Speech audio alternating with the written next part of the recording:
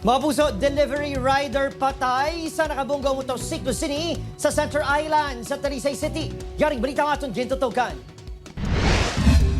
Sa sininga video nga kuha sa isa ka rider, makita ang gina-rescue pilason ng lalaki. Ginplastar ang stretcher samtang gina-revive ini matapos makaagom sang patal nga pila sa ulo. Ang video kuha sa Mabini National Highway sa boundary sang Talisay kag Bacolod City. Ang lalaki ginkilala kay Christian Catalunya, 38 anyos, sang barangay Bata, Bacolod City. Sunod sa kapulisan, papuli ng biktima halin sa trabaho bilang delivery rider kag welder sang natabo ang aksidente. Posible nga madasig ang pagpadalagan sini. Bago sa kabaskaw sang impact sang pagkabunggo sa motorsiklo sa Center Island, nagtabog ini. Mabaton sang iya mga himata, kanidulaan ini sa kabuhi kag nawadaan sang amay ang iya tatlog ka mga anak. Ang mga kabataan niya wala pasudan pa niya pon.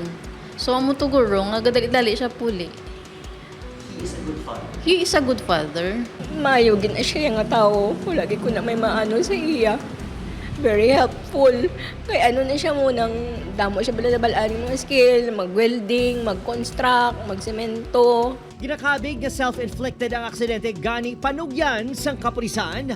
Kung kabalo ka mo, tuyo ka mo, kapoy ka mo, or under the influence sang makahulubog nga ilimnon, hindi na ginaton magdayon nun nga mabiyahe pa kita layo. Opo, Kiril Casillo, Adrian Pretos, 1 Western Visayas.